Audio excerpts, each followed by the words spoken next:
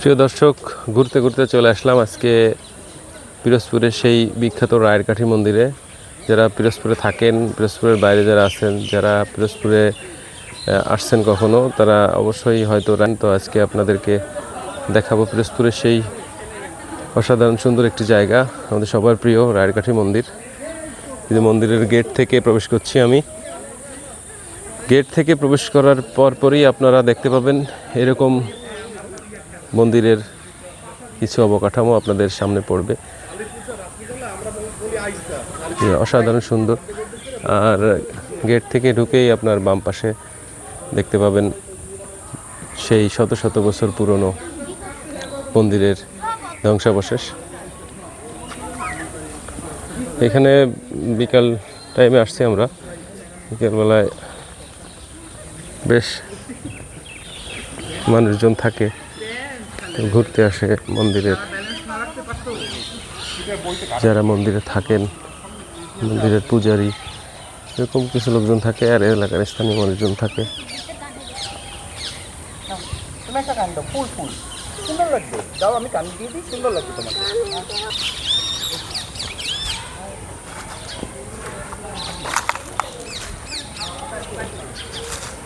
এই পাশে হচ্ছে কালী মায়ের মন্দির, আর এই যে এটা হচ্ছে সিদ্ধেশ্বরী কালী মন্দিরের অফিস কক্ষ। এই যদিও বিকাল হয়ে গেছে, তারপরও মন্দিরের ভিতরে আলো না থাকার কারণে মায়ের মুখটা আমি কতটা দেখাতে পারবো জানি না। জয় মা।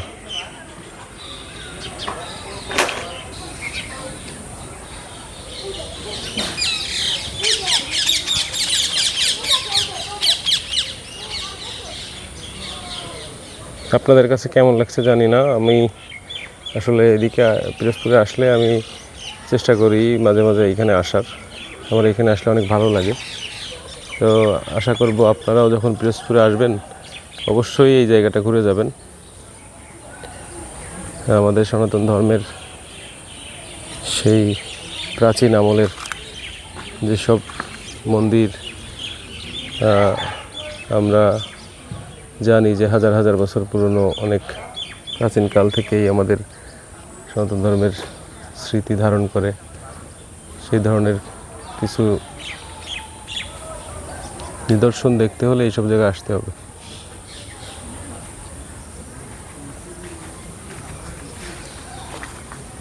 এই পাশে মন্দিরের একটা নতুন অবকাঠামো কিছুটা নির্মাণাধীন অবস্থায় অনেক দিন থেকেই লক্ষ্য করছি, কিন্তু এটা নির্মাণ কাজ শেষ হয়নি কেন জানি না। আর এই পাশে আপনার সবচেয়ে সুন্দর একটি জায়গা, সেটা হচ্ছে একটা পদ্ম পুকুর বলা যায়। এই যে অনেক পদ্ম ফুল ফুটে আছে দেখেন পুকুরে। আমি একটু জুম করে দেখানোর চেষ্টা করব, জানি না দেখা যাচ্ছে কিনা। এই যে